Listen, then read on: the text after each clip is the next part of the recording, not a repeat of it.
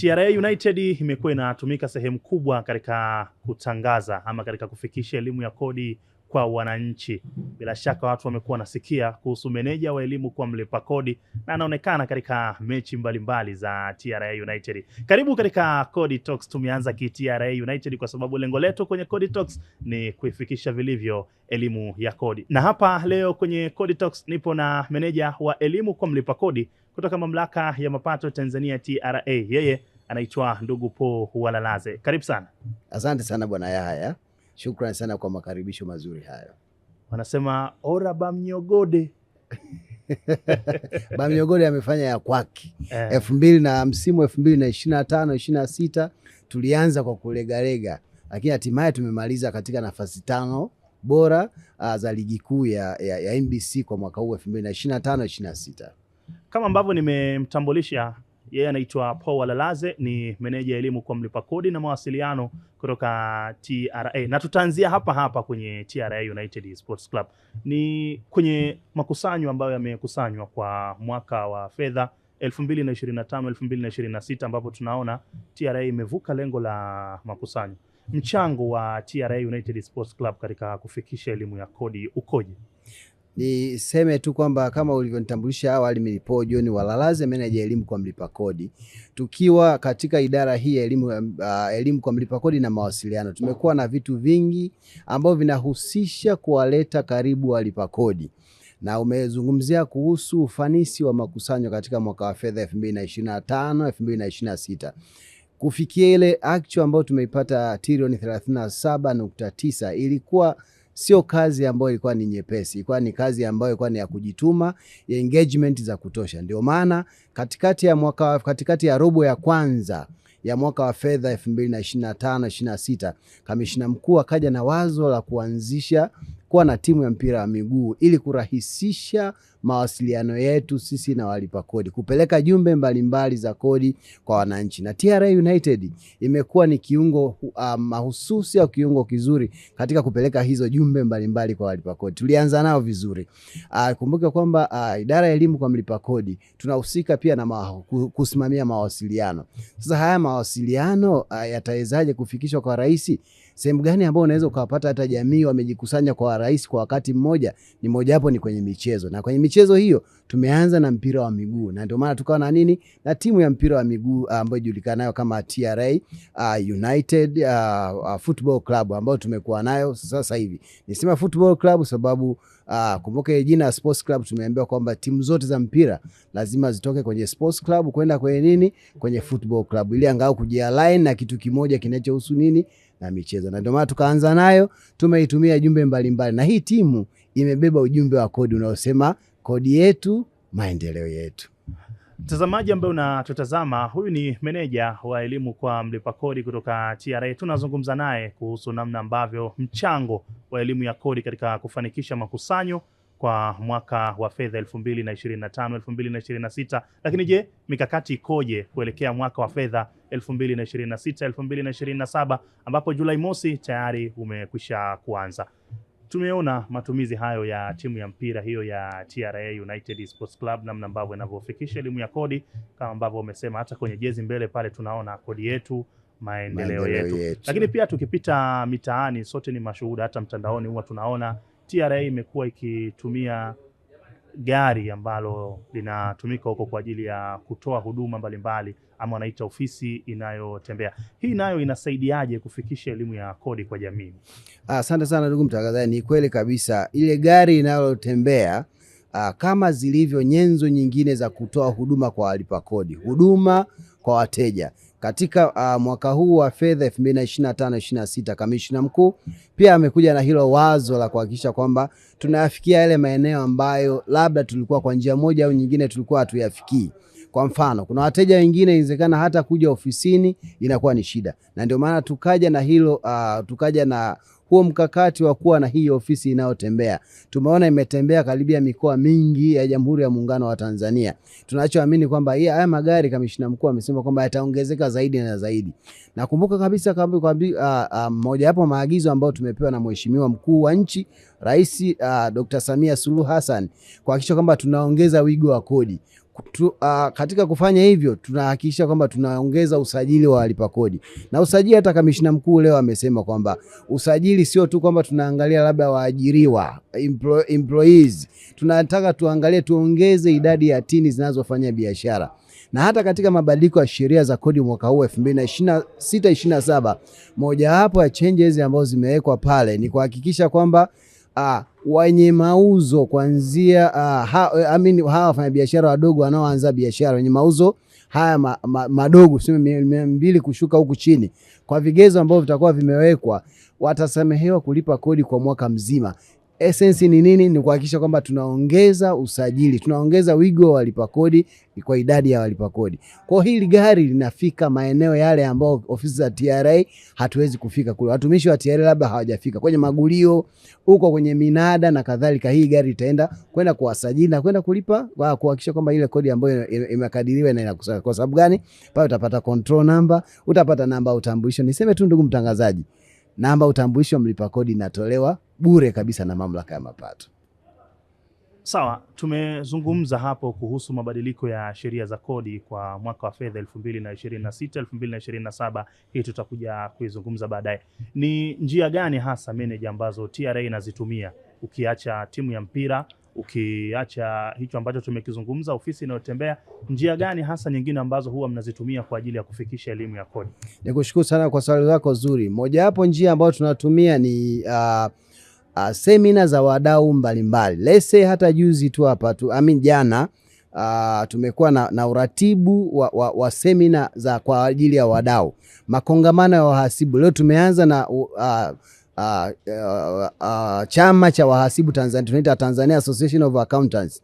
Tunatumia majukwaa kama haya kuhakikisha kwamba tunapeleka jumbe mbalimbali za kodi. Na hiyo semina tunatumia semina, tunatumia majukwaa ya wadau, tunaita stakeholders forums, tunatumia vyombo vya habari. Tuwashukuru sana wenzetu wa vyombo vya habari, kimaanisha radio, television, mitandao ya kijamii, hizi online TV, wamekuwa msaada mkubwa sana kuhakikisha kwamba tunatumia kama channel ya kupeleka ujumbe wa kodi kwa wananchi. Na kumbuka, katika kufanya hivi pia tunatumia wadau wetu, labda wenzetu, mfano kama let's say jumuiya ya wafanyabiashara,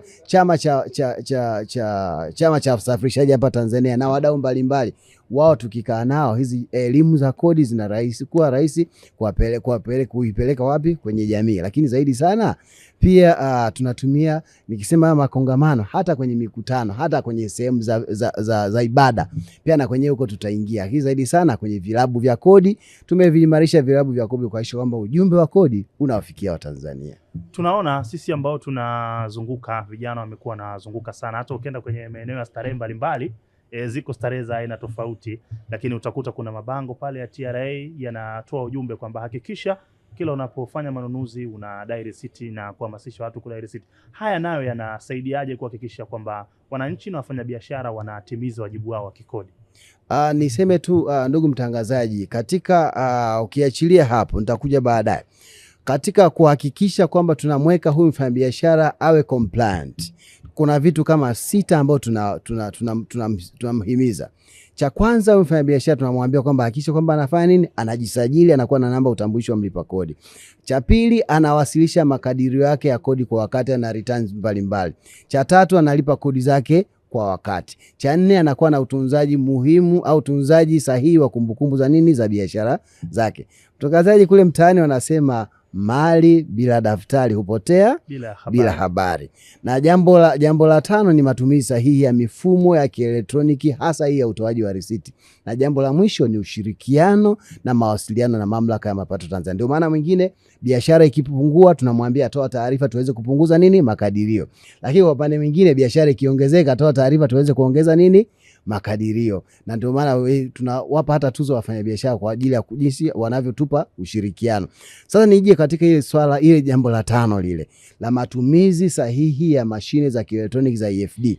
Na ndio maana unaona huko kwenye kwenye maduka kuna mabango mbalimbali ambayo yameandikwa ukinunua dai risiti na ukiuza toa risiti. Na kumbuka kwamba kwa nini tunasema ndani ya risiti hiyo kuna kodi ya serikali, na ndio maana tumeweka haya mabango. Yamesaidia sana kuwakumbusha, lakini zaidi sana tukikupa elimu wewe Mtanzania umuhimu wa kudai risiti. Kumbuka ndugu mtangazaji, yule mnunuzi ambaye atakuwa hajadai risiti kwa njia moja au nyingine, atakuwa amemwachia huyu mfanyabiashara au amemwezesha huyu mfanyabiashara kukwepa kodi.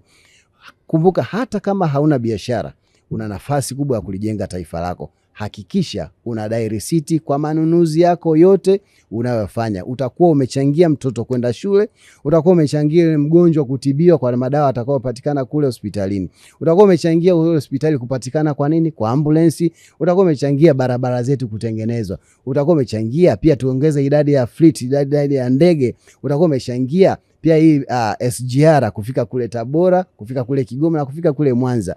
Risiti yako ina nguvu. Risiti yako ndio usalama wetu. Tunaona amani tunayoipata humu nchini mwetu inaletwa na risiti yako. Sababu risiti yako ndio haya makusanyo tunayoyaona.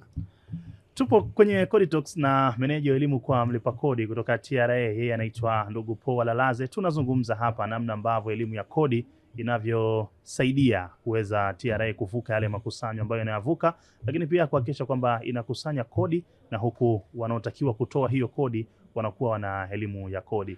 Meneja, tumezungumza tu namna ambavyo unavyofanya kazi katika ile eneo lako la kutoa elimu.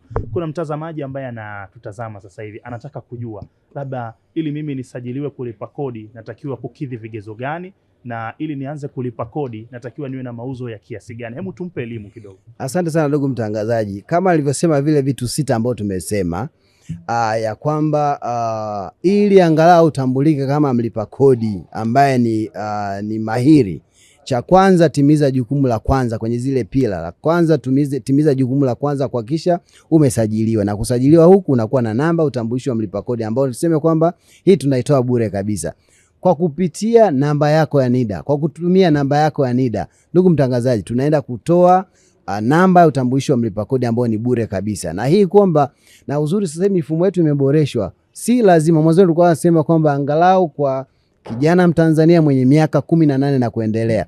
Lakini mfumo wetu wa usimamizi wa kodi za ndani sasa hivi una uwezo wa kutoa tini hata kwa ajili ya wale ambao wako chini ya miaka 18. Nikisema hivyo nini? Sisi tuna timu ya mpira wa miguu. Sasa hivi kuna uwezekano tukawaajiri wachezaji ambao ana kipaji, ana miaka 15. Huu mchezaji tunampa mshahara lesi wa milioni kadhaa. Anatakiwa naye alipe nini? Kodi. Kwa mfumo wa zamani huyu mchezaji kama huyo kulipa kodi ilikuwa ni ngumu.